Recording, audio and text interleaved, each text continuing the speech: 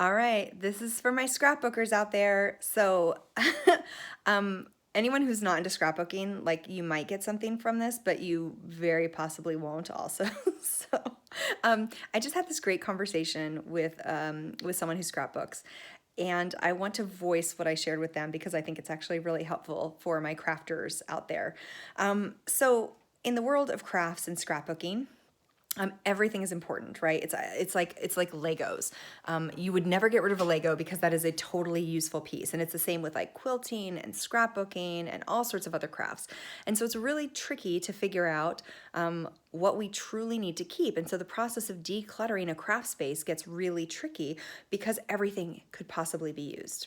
But what I want to share is the insight that I've experienced over the years with people, which is the clutter is often not the supplies. Like people are always trying to pare down, oh, I'm going to pare down my stickers or my punches or my paper. And most of the time you use most of those, or it's good to have them because they're like a good backup of what you will use in the future.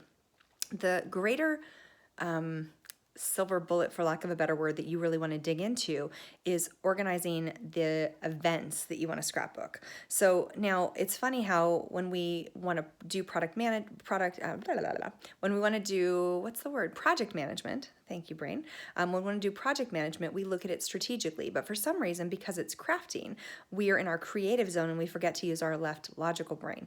And so what I really suggest that you do if you're struggling with clutter in your craft world of scrapbooking is to take a minute to actually script out on a sheet of paper all the events that you want to scrapbook, right? So list all those puppies out. What are the pictures that are sitting there laying around? What are the stickers that you've purchased in weight to do that specific page? List out all of those events that you actually want to scrapbook on.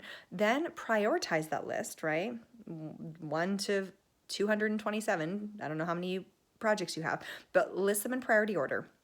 And then really think to yourself, okay, what are the projects that I'm going to work on in the next 3 to 6 months? Like what would I actually do something about? And I guarantee you the events that are on the bottom of that list are probably not ever going to get made. They're probably just going to go away. So you can look at that list and make a very clear decision about the projects that you're never actually going to do and release them.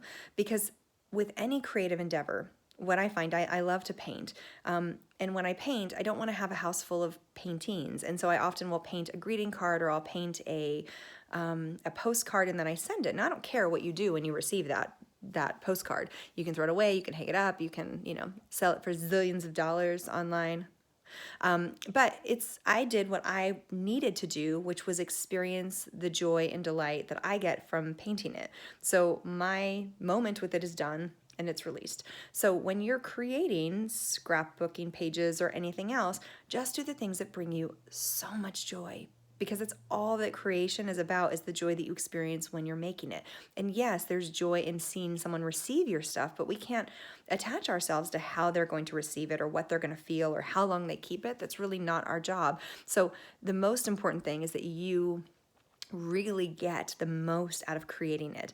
And I do suggest that if you want to be the most effective you can and to have the most joy when you're creating, that you really do look at it logically. You bring in and invite that left side of your brain and ask, what are the actual projects that I'm working on, and release the ones, like you would release any clutter, release the ones that are not really in your highest and best good in this moment.